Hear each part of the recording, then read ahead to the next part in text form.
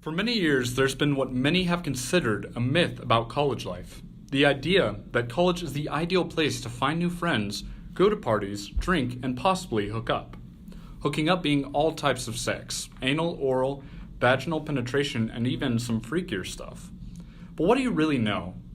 Many incoming freshmen look forward to college as they believe everybody is hooking up. However, in reality, it's a minority, closer to 1 out of 5 rather than 4 out of 5 students.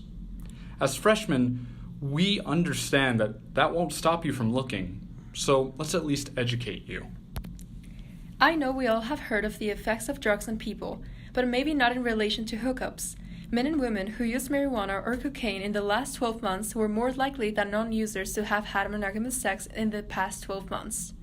Also, interesting fact, those who consumed greater amounts of alcohol were also more likely to hook up and have more hookup partners.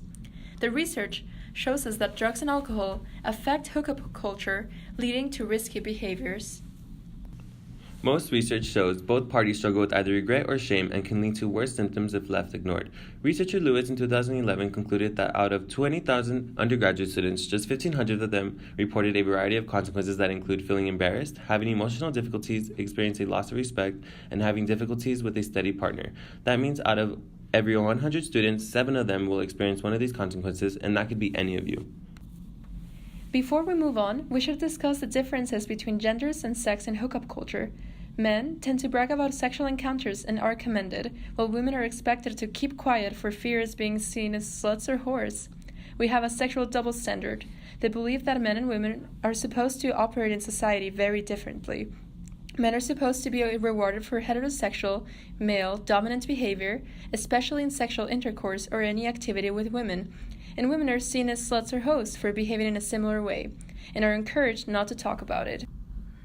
In research by Owen and Fincham in 2011, they found 65% of women and 42% of men reported that they had hoped their hookup encounter would become a committed relationship with their hookup partner. The evidence was the feelings that the female students had about hooking up. Out of 118 female students, the feelings indicated 80% due to sexual desire, 58% to spontaneous urge, 51% to intoxication, 33% to willingness of partner, and 29% to feeling attractive and desirable. This all points that not all women only wanted it because they wanted to feel loved or desirable, as often assumed. In fact, barely over a quarter of those selected felt that way, which shows that men and women are more alike. Although the idea of sexual encounters with no strings attached might seem interesting, it does have its downsides. You never know if you could be exposed to a sexually transmitted disease or have an unwanted pregnancy. Don't go around thinking that there are dangerous villains or groups responsible for STIs or STDs.